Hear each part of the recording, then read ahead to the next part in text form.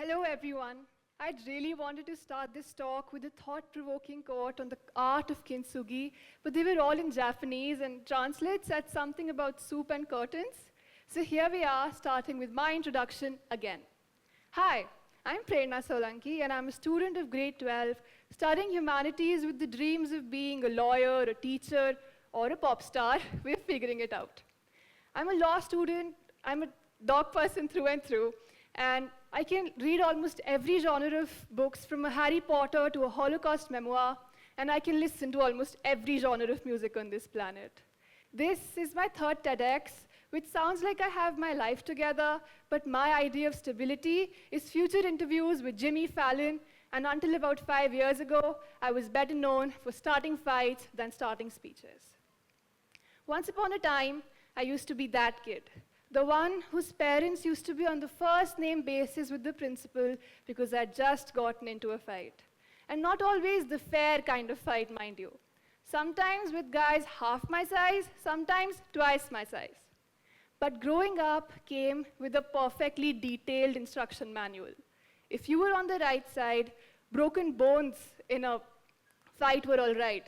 Backing down was not. Not in the playground, not in the classroom, not anywhere. So I basically grew up in a family that's known for being very fierce and extremely proud of where we come from. So in my house, me being headstrong wasn't really expected. It was almost like a badge of honor. Failure, though, was not really an option, and I had to always bulldoze my way into a solution very quickly. Case in point, 2 weeks ago, I fractured my knee. As in, I'm standing in front of you all with an actual broken bone. But when the fracture happened, nobody in my family believed me. Not because they didn't care, but because in our house, pain is just a temporary inconvenience and you're supposed to walk it off. So I hobbled around for 3 days, insisting my knee wasn't supposed to bend that way, before anyone thought, fine, let's humor her with an X-ray. And spoiler alert, I had actually broken my patella bone. And that stubborn streak within me has been forever. Like, it's been since I was a 6th grader in this very school. But the thing is, it has never stopped me from backing down, and it's never stopped me from standing up for myself. In fact, it's often the reason that I've bounced back stronger every single time. Like when I failed math in 6th grade. Not exactly a proud report card moment, but I didn't let that define me. I worked at it until it became one of my favorite subjects. Or the time when I chopped my hair short, just because Emma Watson did, and didn't care if everybody around me had an opinion about it. So yeah, I guess I have been broken and fixed a few times myself, which would explain my all-over-the-place current obsessions. Studying and dreaming of living in Australia, Cillian Murphy for the cheekbones, polo for the aesthetic, economics, and most recently, kintsugi. Now, I don't need to explain why I love Australia or polo or Mr. Oppenheimer, but kintsugi, the art of repairing broken things with gold, built on the philosophy of wabi-sabi, which believes in honoring imperfections, fascinates me because it lets me be me. Economics is another obsession. Now, if I had to explain why, it would probably be because it makes me make sense of human imperfections. Sure, the textbook definition by Lionel Robbins calls it the study of rational management of scarce means in order to satisfy maximum wants. Sounds fancy, right? It's actually all based on assumptions, like the idea that humans are perfectly rational. Count me out on that one. The part that I love about economics is where it makes me make sense of human messiness. Take the law of diminishing marginal utility, for example. That fall in satisfaction you feel with every additional unit of something, it explains everything. To why I lose interest in someone after 2 dry texts, to why the first bite of cake tastes like heaven, and the 5th like dairy. Economics to me is more than just perfect numbers and formulas. To me, it's a way of understanding human unpredictability, the very things that I secretly want to understand about myself. And that's where kintsugi comes back in. Started wondering, what if I could create a kintsugi connection with economics through 3 economic theories that, just like kintsugi, show us that cracks are just where the rebuilding begins. except this time not just in pottery, but in companies, economies, and sometimes even us. Let's start with the sunk cost fallacy. The literal, this is not worth it anymore, but I'm in too deep phenomenon. Sunk costs are basically costs that have already been incurred and cannot be recovered. Fallacy, on the other hand, means a mistaken belief or error in understanding something that has led to completely irrationally wrong decisions. So the sunk cost fallacy is basically when you invest too much of your time, money, hope, dignity into something that's clearly flopping. It's the reason someone might sit through all those 38 episodes of a K-drama, even though the plot completely lost the plot in episode 12, but you're too emotionally attached to a man who only wears turtlenecks and never blinks. But in the real world, those sunk costs come with real price tags. Take Flipkart, for example. They had long ago, in fact, launched Nearby, a grocery delivery app service in which they invested big. But spoiler alert, it flopped, big time. But instead of forcing it to work just to justify the costs, they completely shut it down, learned from the cracks, and came back stronger and smarter with Supermart. This time, focusing mainly on essential goods and scheduled delivery, and using those into their main logistics system. Even in governance, sunk cost fallacy shows up. Remember Germany? In the early 2000s, they had invested heavily into nuclear power. But after the Fukushima disaster in Japan, where Fukushima plant's entire cooling system was completely knocked out, Germany had to make the tough decision to completely phase out nuclear power. Was it costly? Definitely. But was it worth it? Totally, because Germany is now one of the leading nations when it comes to clean energy transition. Sunk cost fallacy is that moment you realize that something is truly and utterly broken, a plan, an economy, a relationship, but we stubbornly keep going.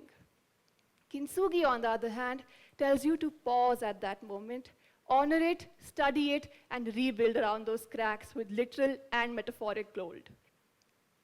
Now let's talk about creative destruction.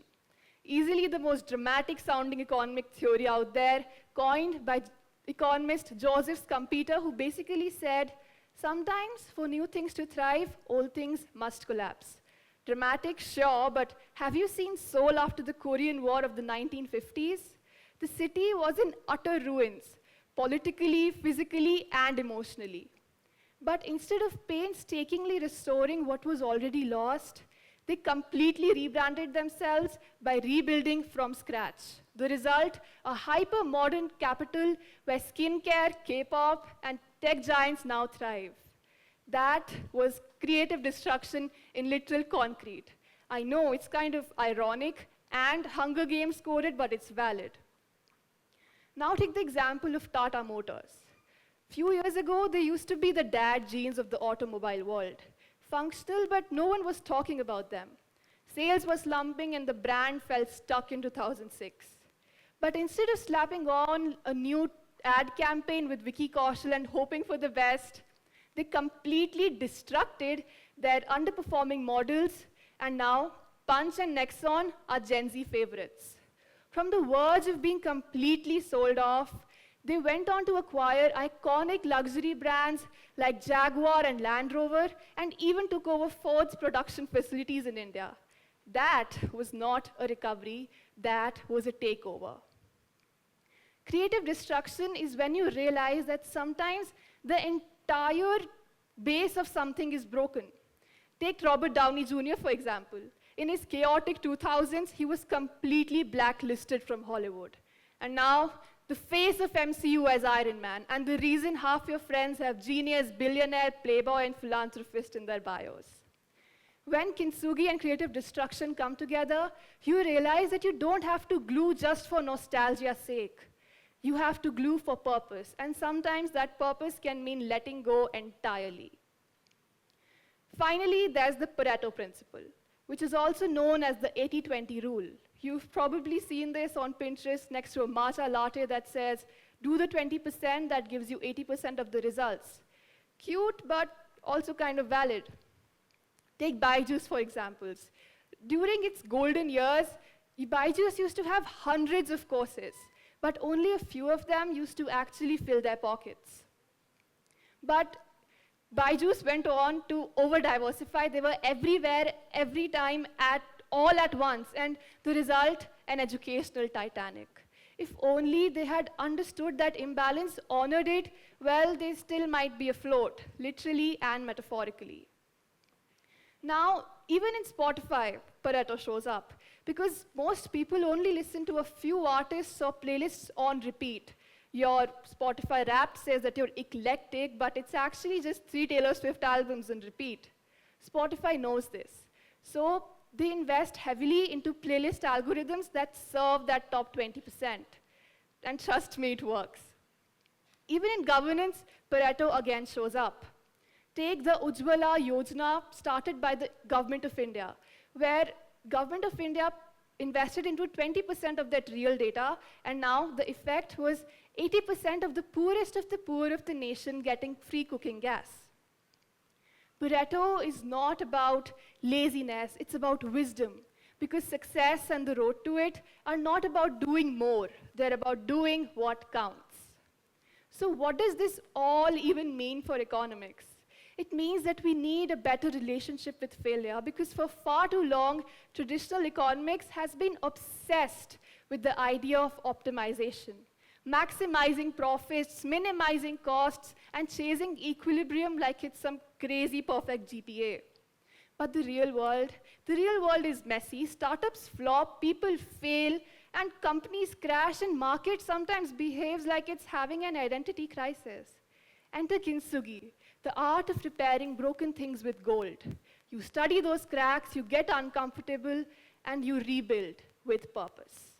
And sure, maybe we didn't start this talk with a thought-provoking quote, but let's end on one.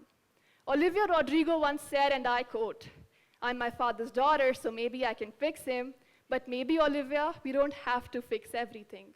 But with some humility and a little gold, we can build it from scratch, once over, smarter and stronger." Thank you. This is Prerna Solanki signing off, cracked and choosing gold over glue. Please.